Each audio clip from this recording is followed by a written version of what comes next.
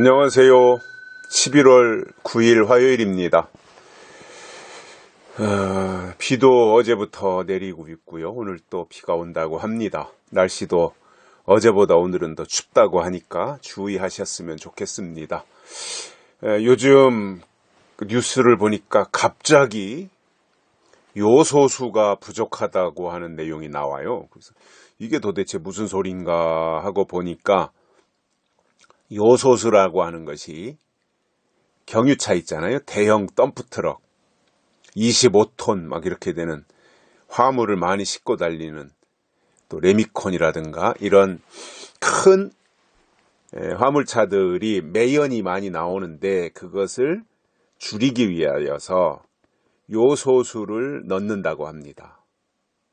근데 그 요소수가 바닥이 났어요. 왜 바닥이 났나 보니까 거의 전량을 중국에서 수입을 해오는데 그 요소를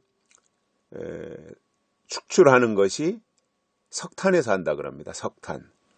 그런데 중국이 호주에서 석탄을 수입해오는 것이 올 봄인가요? 좀 문제가 생겼었잖아요. 그러다 보니 중국도 요소수 생산하는 것에 차질이 생기다 보니 수출을 중단시킨 거예요.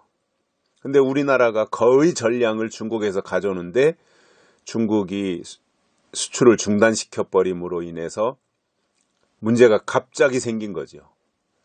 뭐 화물차가 다 올스톱하고 고속버스니 뭐 레미콘이니 또 택배 차량이니 이런 것들이 다 올스톱하면 마비되는 거죠. 우리나라가 마비.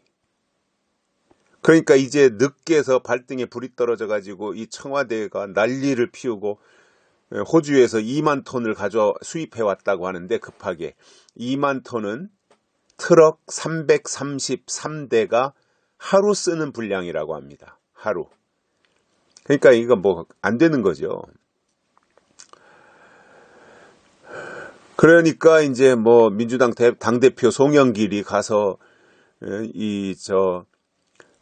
그 요소수를 달라고 하고 뭐 아주 그 조아려서 이렇게 하는 모양이에요.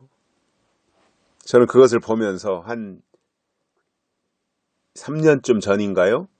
반도체에 들어가는 불산이 일본에서 우리나라가 수입을 해다 썼는데 일본 정부가 불산 수출을 중단한다고 하니까 그때 청와대에서 난리가 나서 앞장서 가지고 죽창 들고 나가자고 했었거든요. 그때 이제 반도체에 들어가는 불산을 일본이 우리나라에 수출 안 한다고 하니까 그렇게 반응을 했었어요. 죽창 들고 나가자. 죽창가를 부르면서. 그런데 이번에 비슷한 상황이거든요. 그런데 더 큰 사건일 수도 있어요. 이게 전국 경유차가 다 마비돼야 되는 우리나라가 재고가 거의 없다 그러더라고요. 그런데 오히려 굴종을 하는 거예요. 중국한테는. 죽창 이런 얘기는 하지도 않고 제발 좀 요소수를 달라고 조아려서 사정을 하는 이 모습. 그러니까 일본을 상대할 때와 중국을 상대할 때가 이 정부가 똑같은 청와대 문재인 정부인데 이렇게 다를 수가 있는가. 그러니까 친중 정권이다라고 하는 거고 이 사회주의, 공산주의를 좋아하는 사람들이고 일본은 자유민주주의잖아요. 자유민주주의를 향해서는 죽창 들자 그러고 사회주의를 향해서는 오히려 굽신거리고 이러한 모습을 보면서 우리나라에서는 이 종북이나 친중하는 사람들이 정권을 잡으면 안 되겠다. 나라가 다 망하겠다. 이게 도대체가 기준이 뭐냐. 이러한 생각을 하게 되더라고요. 청와대가 들으면 억울하다고 할진 모르겠지만 저는 그런 생각이 들더라고요. 아니, 도대체가 일본을 향해서는 똑같이 수출 중단을 하는데 죽창을 들자 그러고 중국을 향해서는 똑같이 수출을 중단하는데 가서 오히려 굴종 외교를 하고 이 기준이 뭔가 도대체가 하도 내로남불이고 뭐 지멋대로 하니까 모르겠습니다만 아무튼 대한민국이 걱정이 되고요. 저는 이 사람들을 보면서 이 친중 정권, 이 주사파 정권을 보면서 정치를 잘하고 국민들로부터 환심을 사서 지지를 받고 선거에서 이길 생각을 해야 되는데 이 사람들은 애시당초 그런 생각은 없어요. 잘할 생각은 없고 뭐 능력도 안 되지만 그냥 그때그때마다 땜질해가지고 쇼나 하고 이렇게 해서 모면하고 넘어가서 지지나 받고 그리고 어떻게 하든지 수단 방법 가리지 않고 해서 선거에는 이기겠다라고 하는 이 그냥 정말 오만불손한 이러한 사람들이 다 아닌가 이러한 나름대로의 평가를 내려봅니다. 오늘 말씀은 사도행전 24장 15절과 16절입니다. 저희의 기다리는 바 하나님께 향한 소망을 나도 가졌으니 곧 의인과 악인의 부활이 있으리라 함이라. 이것을 인하여 나도 하나님과 사람을 대하여 항상 양심에 꺼리낌이 없기를 힘쓰노라. 아멘. 바울의 말입니다. 바울의 변론이죠. 변론. 소명 또는 변론. 무슨 말이냐면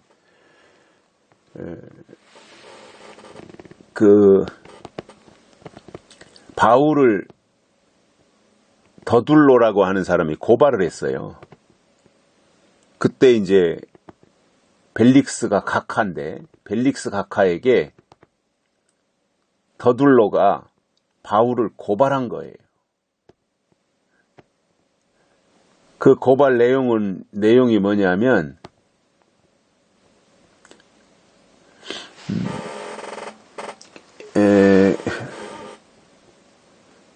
유대인들을 다 소욕해 하고 나사렛 이단의 괴수를 지지하고 성전을 신성을 모독하는 성전을 모독하는 이런 행동을 한다고 바울을 고발한 거예요. 그러니까 이제 고발을 접수했으니 이제 벨릭스가 고발자 더둘로의 말은 송사하는 내용은 들었고 이제 그것을 바울에게도 해명을 할 기회를 줘야 될 거 아니에요. 그래서 그 해명하는 내용이 쭉 나와요. 10절부터 바울이 나름대로 자기 입장을 다 표명하는 거예요. 뭐 유대인들을 소욕해 했고 뭐 나사렛 이단의 괴수를 따라다니고 뭐 이런 식으로 이제 한 얘기들에 대해서 앞에서도 10절부터 쭉 설명을 했는데 오늘 15절 16절에 보면 이러한 설명을 합니다. 유대인들이 가지고 있는 하나님께 대한 소망을 나도 가지고 있다. 똑같다 이거죠. 유대인들이 가지고 있는 소망과 내가 가지고 있는 소망이 똑같다. 또 의인과 악인의 부활이 있다고 하는 거 나 그 신앙 믿는다라는 거예요. 의인도 부활하고 악인도 부활하고 부활신앙을 나 믿는다. 바울이 벨릭스 앞에서 지금 그렇게 자기의 신앙을 설명하는 겁니다. 나는 절대로 유대인들을 소욕해 하는 자도 아니고 누구를 선동한 적도 없고 잘못된 주장한 것도 아니고 이상한 말 어디 뭐 사이비들이 하는 식의 그리고 저 더둘로가 지금 나를 모함하고 있는 말처럼 나는 그런 사람 아니다라는 해명을 하는 거죠. 그래서 바울이 저들이 가지고 있는 소망을 나도 가졌고 부활신앙을 나도 믿는다. 천국에 대한 소망 가지고 있고 부활신앙 나 믿고 있다. 뿐만 아니라 하나님과 사람을 대해서 항상 양심에 꺼리낌이 없도록 하기 위해서 나 힘쓰는 사람입니다. 나 그렇게 이상하지 않다. 내가 주장하는 거 누구를 선동하고 누구를 해코지하거나 나쁘게 하려고 그렇게 하지 않았다. 나는 양심에 꺼리 끼지 않으려고 나는 노력하는 사람이다. 이렇게 해명을 하는 거죠. 그리고 그 뒤로도 이제 쭉 이제 그런 내용을 듣고 또 벨릭스도 그 바울의 주장에 대해서 어느 정도 수긍을 하고 이런 내용들이 이제 그 24장에 쭉 나오는 내용들이에요.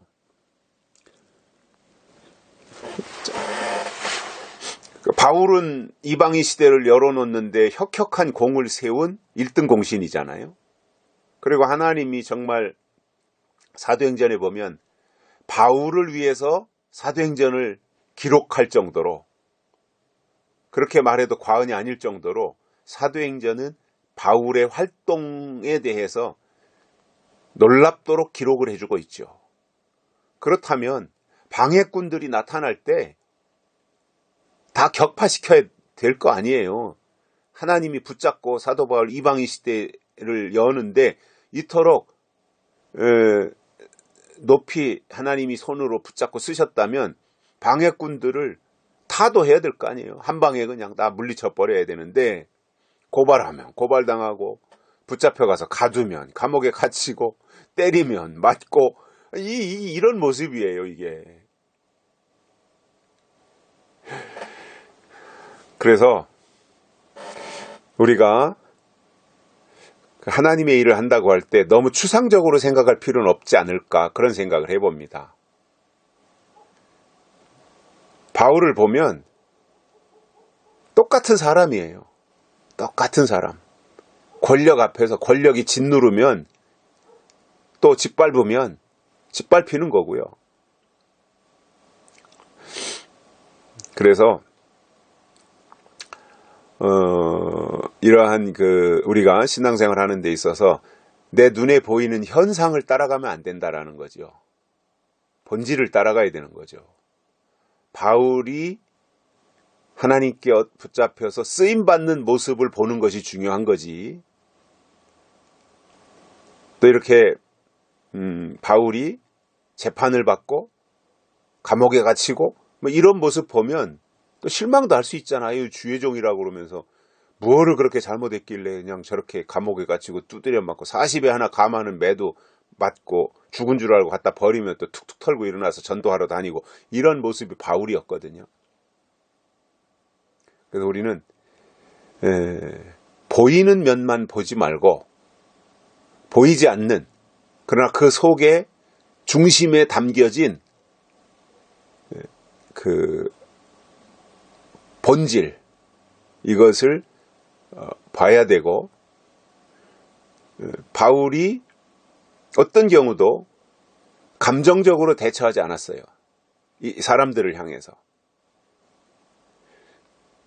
오히려 이 공손하고 겸손하고 온유하고 한 모습으로 바울이 이렇게 처신하는 이 모습을 우리가 본받을 필요가 있겠다, 이런 생각을 해봅니다. 여기까지 하겠습니다. 고맙습니다.